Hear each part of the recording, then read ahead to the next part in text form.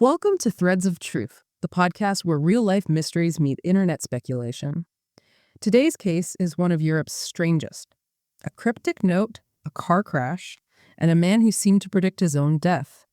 What does YOGTZE really mean, and was it a clue or a cry for help? So, try to picture this.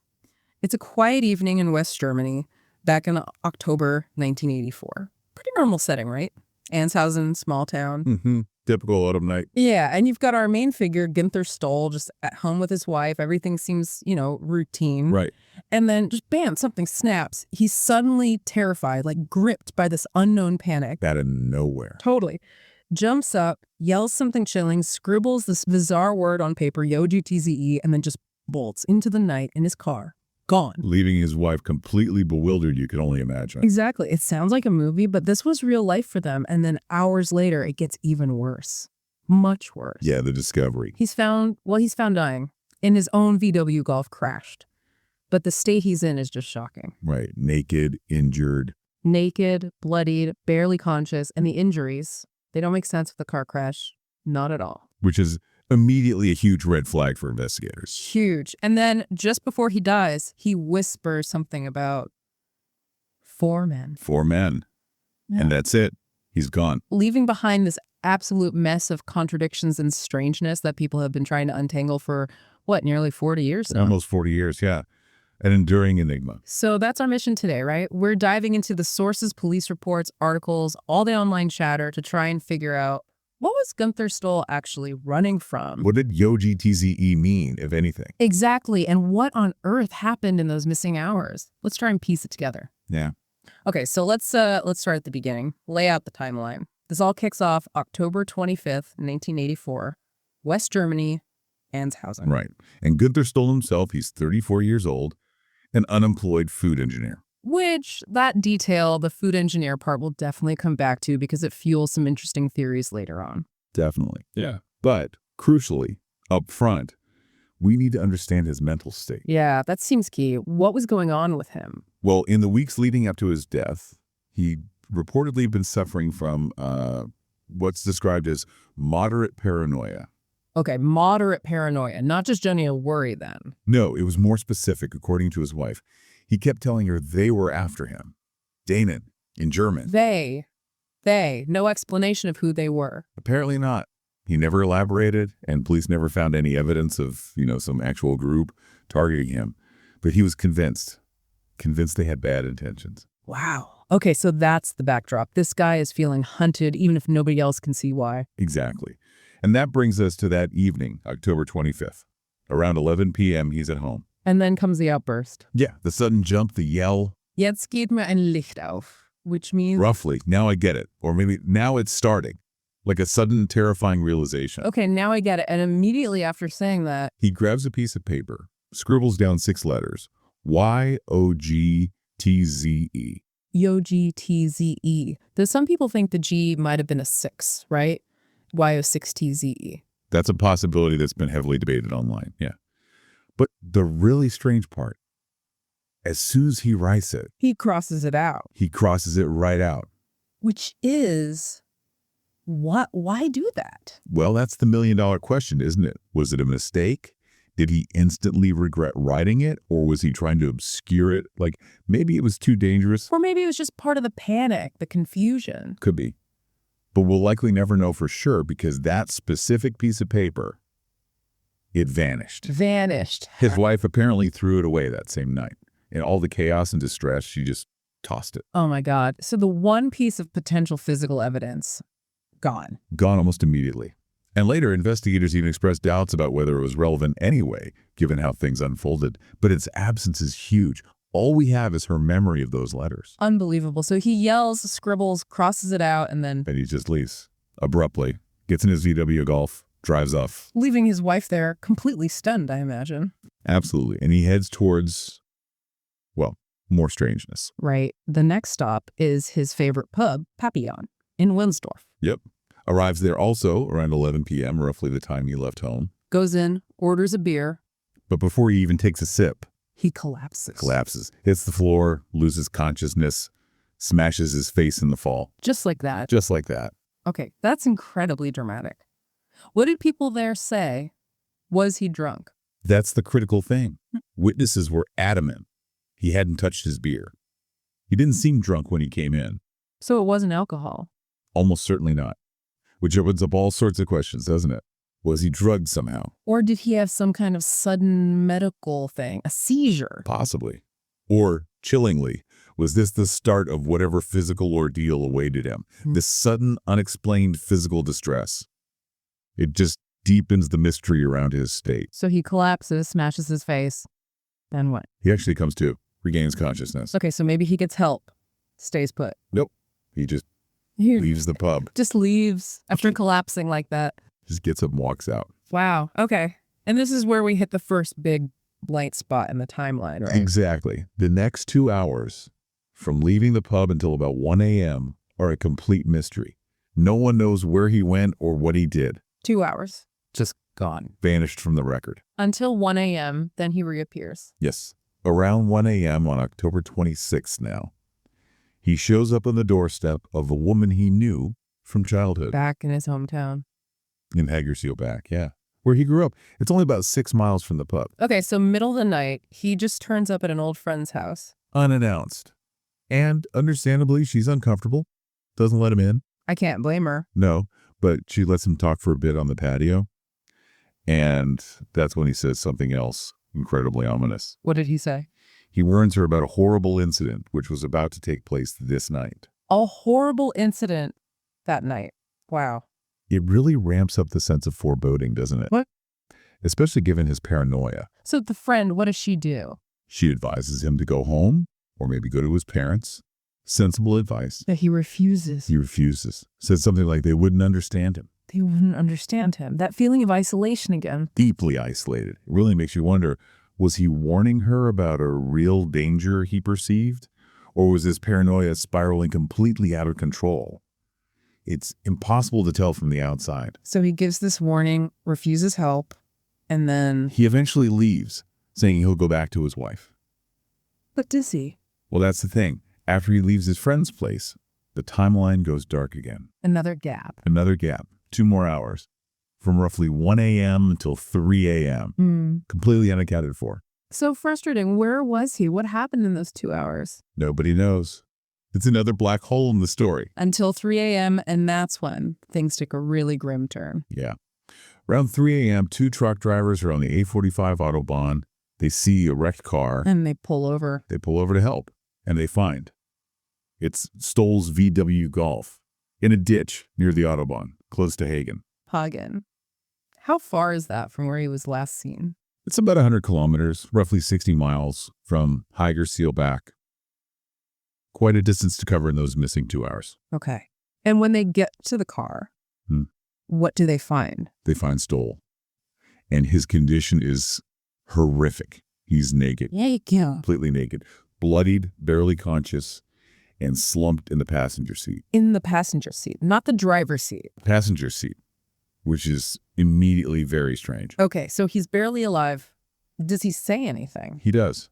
One trucker stays with him while the other calls for help. Yeah. And Stoll manages to mutter something about 4 men. 4 men. Again. Yeah, he says something like they'd been with him, they'd beat him loose. Beat him loose? What does that even mean? It's unclear. But when the trucker asked if these men were his friends, Stoll specifically denied it. Shook his head no. And that was it. That was basically it. He died in the ambulance on the way to the hospital. Took whatever full story he had with him. Unbelievable. So the police start investigating. What do they find initially? Back in 84, 85? Well, things get even more puzzling fast. First off, both truck drivers, interviewed separately, reported the same thing. Which was? As they were pulling up to the wreck, they saw someone running away from the scene. An injured person wearing a white jacket. Someone fleeing the scene. Who was it? Never found. Yeah. Never identified. Just vanished. Could have been crucial, right? Absolutely. A witness? Yeah. Involved somehow? We just don't know. And then there are the injuries. This was the biggest puzzle for the police initially. How so? The forensic analysis concluded his injuries were not consistent with the crash damage to the VW Golf. So he wasn't injured in that crash? It didn't look like it. The injuries seemed to have happened earlier and somewhere else. Somewhere else. Okay, so what was the theory then? The initial police theory was that at some point during those missing hours, he'd been stripped naked, hit by another vehicle, and then placed in his own car. Hit by another car, like run over. That was the implication, or at least struck forcefully, Right. and then moved. But they couldn't figure out if he was put in his car before it crashed or after it crashed. So was the crash staged to cover something up? That became the strong suspicion. The official conclusion back then was that this was a murder, a homicide. The scene was likely staged. And they had suspects. Motive. That's the other frustrating part. No clear motive, no suspects identified. They looked into his trips to the Netherlands, maybe drug connections. Yeah, you mentioned that earlier. But it led nowhere. Those suspicions proved unfounded, according to the reports. Another dead end. So just to recap the initial findings. Naked man, passenger seat, injuries don't match the crash, dying words about 4 men, figure seen fleeing, no motive, no suspects. And no signs of struggle inside the car. No drugs or alcohol in his system. Plus, reports of an unidentified hitchhiker seen near the exit around the same time. It's just layer upon layer of weirdness. Exactly. The seemingly unsolvable murder case. And that's how it stayed for decades. Until 2025. There's a major update. A huge, unexpected update. 41 years later, Hagen police announced a new conclusion based on reinvestigation. What did they find? Using modern forensics, they reevaluated his injuries, and they concluded they did not match being driven over. Not driven over, so not hit by another car while lying down. Apparently not. The new analysis suggested his injuries were much more likely the result of a collision. A collision, meaning Impact injuries. Consistent perhaps with being in a car during a crash, or perhaps being struck by a car, but not necessarily run over in the way initially speculated. It subtly but significantly changes the mechanism of injury. okay, that's a big shift. What else? The other massive finding, DNA. They retested everything in the car and found no DNA belonging to anyone other than Günther Stoll. No other DNA at all. None. Which led them to the conclusion that he was alone in the car at the time of the accident. Alone. So, no 4 men. Forensically speaking, the evidence points strongly against it. It directly contradicts his dying words and undermines that decades-old murder theory. Wow. So what was the final official verdict then, after all this? Following these new findings, the case, which had been officially classified as murder for 40 years, was closed. Final conclusion. A single-car traffic accident with no outside interference. Just an accident, after all. Officially, yes. A tragic solo accident. And what about YOGTZE? What did they say about the note in light of this? Well, the official stance now is that it's disputed whether the note even existed as described, and even if it did, investigators doubt it would be relevant to what they now see as a straightforward, if tragic, accident. So, case closed. But does that really answer everything? The paranoia, the collapse, the nakedness, the warning to his friend, the fleeing figure? That's the crux of it, isn't it? The official conclusion ties up the forensic loose ends, maybe. But does it satisfy the narrative? Does it explain the sheer strangeness of everything that happened? For many people, the answer is a resounding no. It feels like closing the file, not truly solving the mystery. Okay, this is where things get really interesting for us, right? Because despite the official closure, the internet absolutely refuses to let this case go. Oh, absolutely. It's become a classic online mystery. Reddit, YouTube, forums, they are buzzing with theories about Günther Stoll. It's like the official story just fueled more speculation. So people are trying to fill in those gaps the official conclusion leaves open? Exactly. They're dissecting every detail, offering explanations ranging from, pretty reasonable psychological takes to some really out there imaginative stuff. It's a collective effort to make sense of the nonsensical. All right, let's dive into some of these theories. Starting with YOGTZE itself, what are people saying online?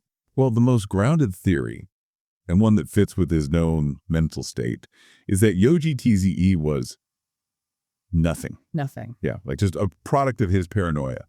A nonsensical scribble, maybe a hallucination, a symptom of his distress, not a real clue. Okay, that makes a certain amount of sense, given his state. It's plausible, Okay. but of course online sleuths want something more concrete, which leads to the license plate theory. Ah, yes. Especially YO6TZE. Right. people latched onto the fact that license plates starting with Y in Germany belonged to the military. Which instantly suggests spies, secret operations. Exactly. Cold War intrigue, whistleblowing, Yeah. very dramatic stuff. Hmm. Was he trying to note down a military vehicle? But, despite tons of searching, no one's ever found a matching plate. It's just speculation. Still captures the imagination, though. What about his job? The food engineer connection. That's another popular angle. Some theories get really specific, like maybe YOGTZE stood for yogurt, and TZE was a code for some additive or toxin. Seriously, yogurt. It sounds a bit out there, yeah. But the idea is he uncovered something dangerous in the food industry. GMOs, contamination, and was silenced. His paranoia then becomes a rational fear. Well, whistleblower theory, basically. Pretty much. Or another one is that YOGTZE is an anagram, or maybe a typo, for ZYGDE, again, hinting at some kind of illicit bio project. Okay, getting a bit more into conspiracy territory there. Definitely leaning that way. Yeah. Then there's the Romanian radio call sign theory. Right, the one that came up after the TV show. Yeah, I can type in XY. Someone noticed YO6TZE is a real Romanian amateur radio call sign, which immediately sparks theories about espionage, international crime rings, secret communications. Another Cold War connection. It fits the era, right? But again, fascinating coincidence, but zero actual evidence linking Stoll to that call sign or any related activity. It's just there. So lots of attempts to decode YOGTZE, but nothing definitive. What about the other big mystery, those ones and the four men? Huge focus online, obviously. The most common theory is probably the drug deal gone bad. We touched on that. He had connections in the Netherlands. Right. Maybe he was involved in trafficking. The deal went sour. The four men were dealers who attacked him. The Audubon location fits, kind of. But the police found no evidence of drug dealing, right? Correct. They looked into it thoroughly back in the day and found nothing solid. So it remains just a theory.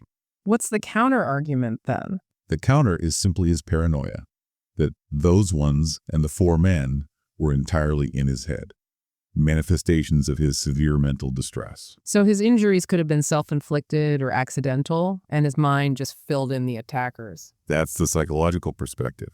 His reality was distorted by fear, and he interpreted events through that lens. But some people still think he was genuinely targeted. Yeah, there's a persistent theory that his paranoia was justified, that there were real people after him for reasons unknown. We don't know who or why, but it implies a premeditated crime, not an accident or just a mental breakdown. It keeps the foul play possibility alive, even without direct proof. Exactly. And all those other weird details just keep fueling these theories. Like the pub collapse. Right. Why did he collapse? Was he drugged?